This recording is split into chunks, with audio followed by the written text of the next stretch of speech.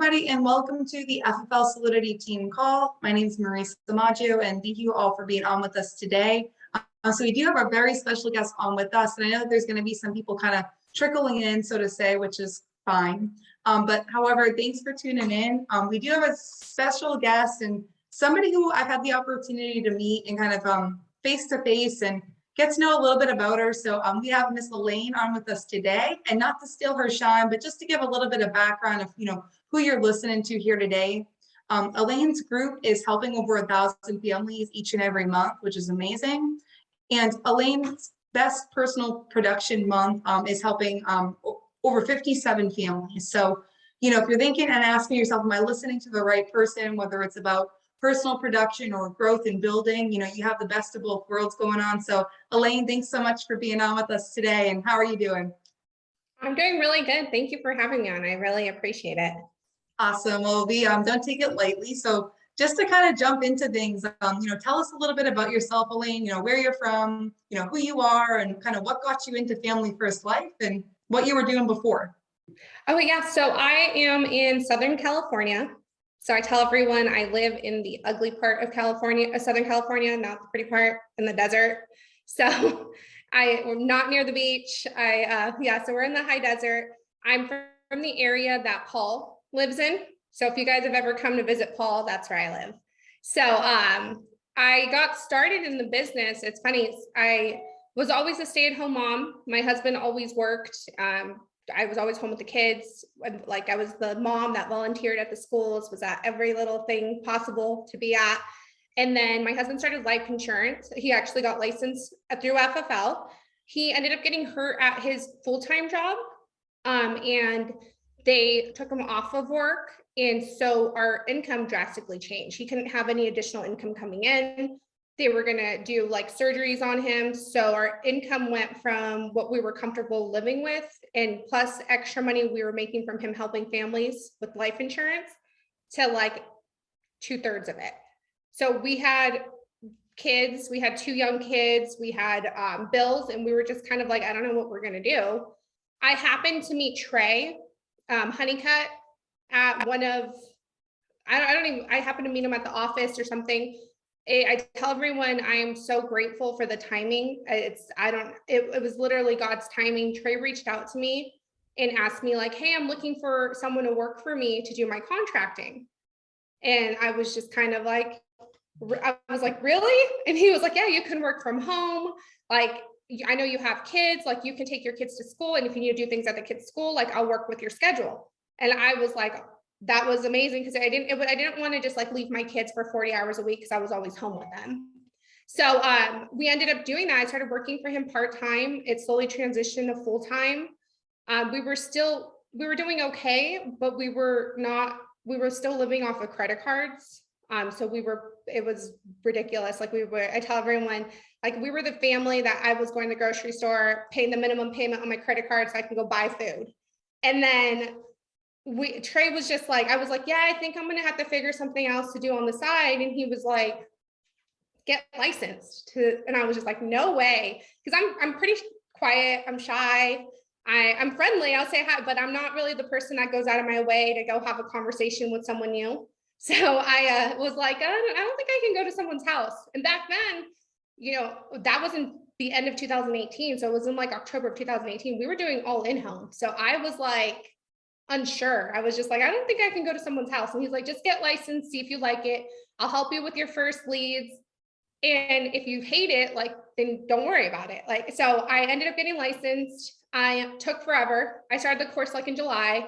And then I didn't take my test till like the end of September. And then I took like 3 weeks to even apply for my state license. I applied and then he was like, hey, I have a couple of appointments I can't go to. Can you like help me? Can you help me out? He's like, I bought the lead. I dialed the lead. I booked the appointment. Like, just go run it for me. And I was just like, okay. So I went and I helped the first family I sat with. And I don't know. After that, I was sold. I was like, I loved connecting with people. And I loved just being like leaving there, knowing that I did them a service and helped them put them in a better situation. I fell in love with insurance. So I was part-time all of 2019, working for Trey full-time and then running insurance part-time on the weekends. And then I went full-time in June of 2020. Awesome. So, you have quite the story. I love that everybody comes from almost a different type of background, so to say. Like you said, you were a stay-at-home mom and, you didn't want to leave the kids. So you kind of had these different transitional periods kind of coming into the industry and the business, which is amazing because each time you kind of overcame it. And I love that story there at the end, Elaine, where you said, Trey called you, he said he had a couple extra appointments, can you go run them? And that's when you were like, wow, I can do this, right? It's like, there's always like that light bulb moment, right? Yeah. And, that might have been it for you or one of them, right? So I love that. Awful story in terms of kind of the income cut, but it just shows like when that happens with the families we help too, it does matter, right? Because it's all comes back to income. So kind of just to go into some questions, Elaine, your group's growing at a really, fast rate, and it's, definitely applaudable. So with that being said, I guess, how important would you say warm market and sharing the opportunity, with other people is, whether you're a new agent, a seasoned agent? Yeah, now so I was the agent that so Andrew says it all the time. Andrew Taylor says he was like the secret agent. Like he didn't want to talk about what he was doing because you're like, oh, I'm in sales. And it's funny. Like I used to, people would be like, oh, what do you guys do? And we'd be like, life insurance, and kind of just like that. Now I'm like, I try to talk to everybody about it because the opportunity is life-changing. And it's not, and the thing that I love about it, it's not just a certain person that's having success. It's literally different backgrounds, different ethnicities, literally just different people having a ton of success here. They just work hard. And so I took forever, and I regret it now. I took forever to start recruiting more market. I was just kind of, my family was seeing what I was doing. I would never talk to them about it. They started seeing different things change in our lives financially, that it got them to ask questions. And now looking back, I was super selfish doing that because I was so worried about what they might think of me. So I didn't want to tell them, I didn't want them to think I was trying to recruit them for something. But they needed the opportunity. They needed something to change their lives. And so warm market is huge. I mean, my brother does it with me. My sister does it with me. My brother-in-law's brother-in-law does it. So at my team is a lot of warm market. And then what we did really good about is when we recruited cold market, they became our warm market. Like I built relationships, and then I worked on getting their warm market. So a lot of our team is warm market. Absolutely. And, I love how you say, you don't know who needs the opportunity. And you say, I always say that too. I was really selfish in the beginning. I wasn't willing to put the opportunity in everybody's face because, like you said, you didn't want them to feel like you were recruiting them. But now it's gone to a point where it's like, hey, if you might feel like you're being recruited. However, at the same time, you don't know who needs the opportunity at this exact moment in time, right? So even you bringing in your brother, your sister, and then, kind of seeing warm market come from that. And also, like he's mentioned, you're turning your cold market into warm market, right? Because good people know good people. Exactly. So I guess going back to, and you probably hear this all the time, kind of like what you just said, Andrew Taylor, secret agent, you're kind of the same way. What I guess would you tell a new agent who's like, I have to come in and I have to, build up my own credibility before I can share the opportunity with anybody else? I would tell them to plug them into people who are already doing really well. Like when you make it all about, when you're the one that's trying to figure it out and you're like, let me get to this point in the business before I start telling other people, it's easy to let people down. So what I started doing, because then you're trying to be the all for everyone and that. So what I started just leveraging Trey and people in my upline that I was just like, hey, Trey's doing this amount a month. He's better than me. Well, let's both learn from Trey, that type of thing. And I was recruiting cold market day one, and it was because, sorry, my lights are automatic. Okay. It was recruiting day one because I just cold market people because I was like, hey, I don't know anything, but I would rather do this with someone and learn everything together so I can have a running buddy. And then we could just ask Trey. We can ask Trey all the questions that we have. So I got really good at that. And those are the conversations I have with agents that I work with directly. I'm just kind of like, don't wait to figure it all out. Like, find people that you like and you want to build a business with, and figure it out with them at the same time. That way you're not the person to everyone. The thing is too, not everybody's going to relate with me. And so everyone that I recruit might not even relate to my stories, the way that I present it in home. So I leverage people within Trey's team, within my team, to find people that they'll relate with. So if I have someone that has, a background in the military, Trey has a background in the military. So I'm like, oh, you should talk to Trey. Or if I find a car salesman, we have a guy named Bruce that's on Trey's team that was like a car sales guy forever, did really well. I plug them into them. So I just leverage other people. I love that, because what you're really saying, Elaine, correct me if I'm wrong, is, like, I'm not the magic, you're not the magic, Trey's not the magic. But essentially, if we're able to leverage other people within the organization, they can see that the system is the magic. It's not anybody else. All we're doing is working hard, right? So being able to 100%. leverage, plug in, and kind of relate people. I love that. I think that it's important, because like you said, not everyone's going to resonate with me, just like not everyone's going to resonate with you or anybody else on this call. So it's important to have those cross-line relationships. Yeah, and then we're human, so we're going to let people down, or we're busy. Like, we have a million things going on at one time, plus work. So if there's so many times where I forget to send something to someone, but Trey's like, oh, they called me, I took care of it. And I'm like, thank you. Exactly. You guys are helping each other, kind of connect 100%. everybody. Exactly. And that's so important, to leverage other people, because like you said, you can't be everything to everybody. So that's important. And I just love, we're not the magic, right? Like, that's like, I can hear Trey saying it in my head, like, we're not the magic, the system is. So you have some really high performers on your team. You definitely, being kind of setting that pace, helping over, 50 families, in a month. But what would you say some of the top contributors for growth that you've had within your organization would be? I think there's a few. I think one is leading from the front. I do think that, like, this business, can be emotional if you allow it to be. So I've removed, my mom says I'm like the crybaby of the family. I cry about everything. So, like, I can just remember when I first started, I'd leave appointments of like no selling, and I'd just cry, calling my husband on the way home, like, I don't know if I want to do this. But so I've gotten really good at like removing the emotion from the business. And I think leading from the front is huge, because when people see that you're helping people at a high level, they want to follow you. They want to know what you're doing. And then when you tell them, like, hey, it's not me, I'm not doing anything special, I'm literally just plugging into the system that has been like laid out for us. And then you just tell them, I just run the activity. I focus on the appointments every week. I focus on the dials every week. I focus on getting the no's so I can come to the yeses. And then once they realize that you're not doing anything special, because we're all open books, that's what I love about Family First Life. You can literally call anyone, and ask them a question. They'll tell you exactly what type of leads they're running, what their schedule looks like. And so that's one thing, leading from the front. I think the second thing is just making people accountable, kind of finding out what it is that they need this for.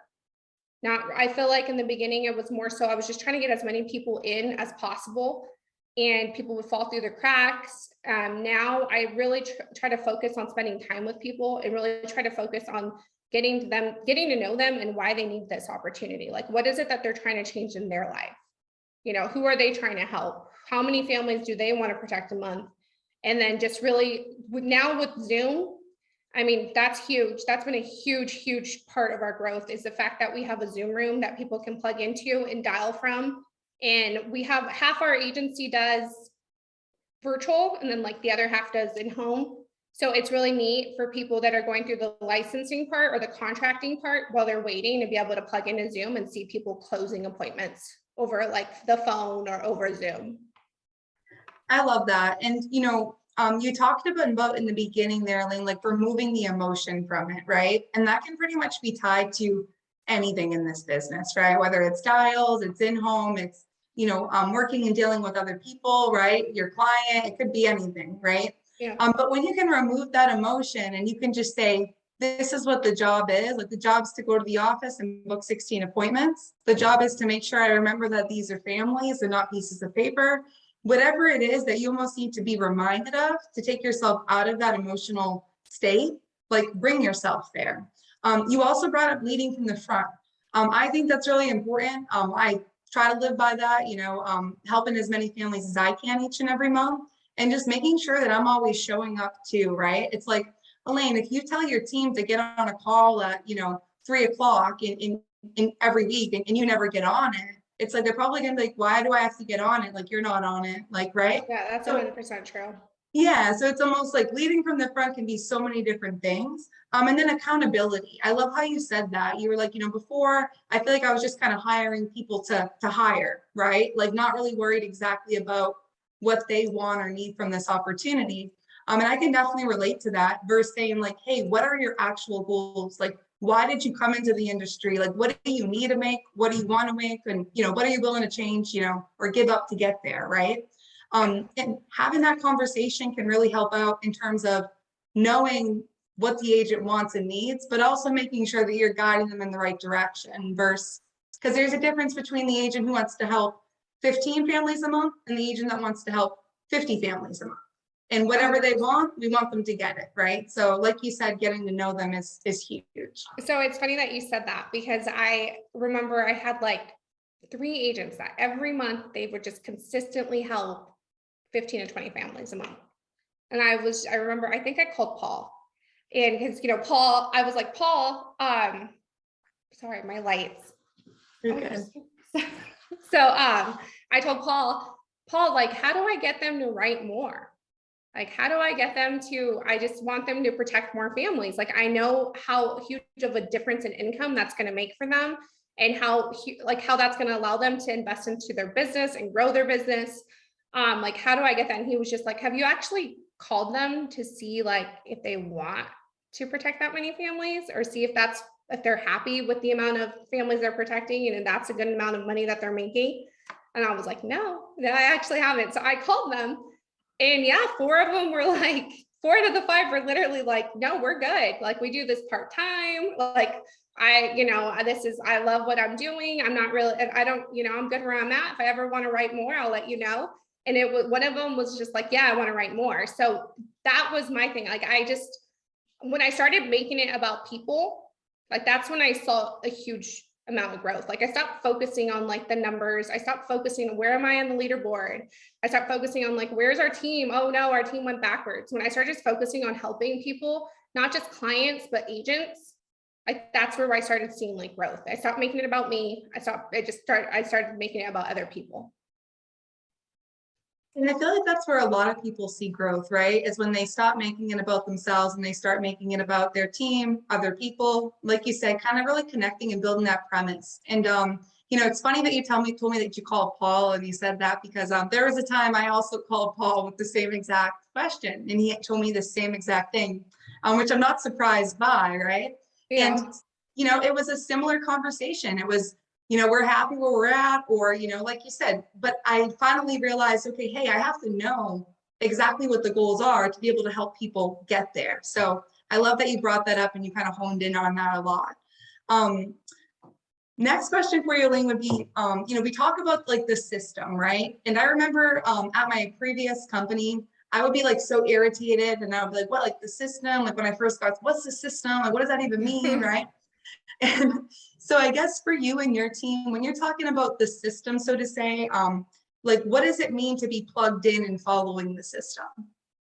So it's funny that you say that, because I was working so closely with Trey for so long. Like, I've kind of seen FFL evolve.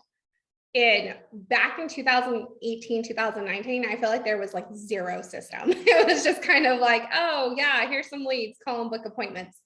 And I would say, I mean, we don't necessarily have like a system that we're like, oh, you need to follow this, this, and this. I just feel like we have this is what top producers are doing, and this is what we see that works. And so if you want to be at that level and you want to protect this amount of families a month, like you need to make, you know, 500 to 600 dials a dial day. You need to book 30 appointments. You need to get on our weekly training calls. You need to get on the TNLs. You need to plug into the live dials. That's really it. Like there's just so many tools available for new agents now that I just plug them into different things. If I have an agent struggling with something that I know someone else is better, like if I have an agent struggling with like sales, anything sales related, I plug them into Paul, anything Paul's ever put out, because Paul's the best when it comes to sales. So I've just leveraged that system, like the trainings. And it's just, I just put people into trainings that I think that they'll relate to. Absolutely. And that's huge because like you said, it's almost like this is what top producers do. So if that's what you're trying to do, you should probably do this. If not, like up to you, right? You're independent. Yeah. However, I can imagine that the people who do plug in typically see a lot higher of a success rate than people that don't plug in, right? 100%. Awesome. So being that, you know, you've worked with so many different agents and even, you know, before you were actually running your own organization, you've had the chance to see a lot of different, you know, personality traits, characteristics.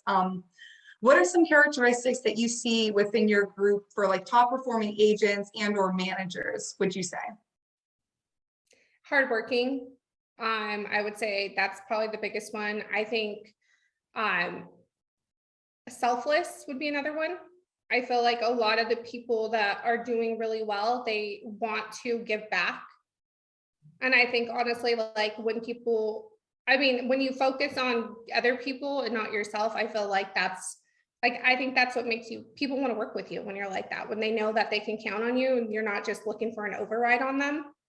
Like, I feel like those would probably be the two biggest things would be hardworking, selfless, and then probably just, yeah, that's it.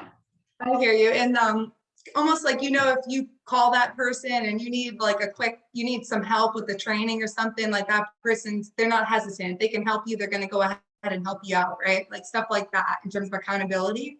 Yeah. But I love how you said hardworking, right? Because we can all define that a little bit differently. And I think exactly what you said, to take it like just, you know, right back to the system, right? Like the 500 to 600 dials, like that's hardworking. If you made 50 dials in the day, you know, that's not working hard. Like I can make 50 dials, you know, like, you know, when I'm sleeping, you know, and anyone on this call could, but it's just about like, what does hard work actually mean? And it's whatever your definition is, we gotta maybe it's right on point. But like Elaine was just saying, making those 500-600 dials, like that's working hard, making sure you're getting to your appointments, like, you know, like you're helping the families, you're asking those hard questions, like that's hard working. Like going into a home and being too nice, it's not hard working. It's actually being selfish, right? Because if the person needs to hear what they need to hear in regards to what it's going to look like for their family, that's an example of being hardworking and selfless, right? So I love that you pointed out those two things because, like you said, Elaine, people are attracted to you when you stop making it about you. When you're literally looking out for their best interest and you're looking out for what they want and what they're, you know, working towards. So when I see hardworking and selfless individuals on my team, I know that they're going to win, and there's quite a few on here. So love that you picked those two things. And Elaine, you know, you're a mom of two, is that right?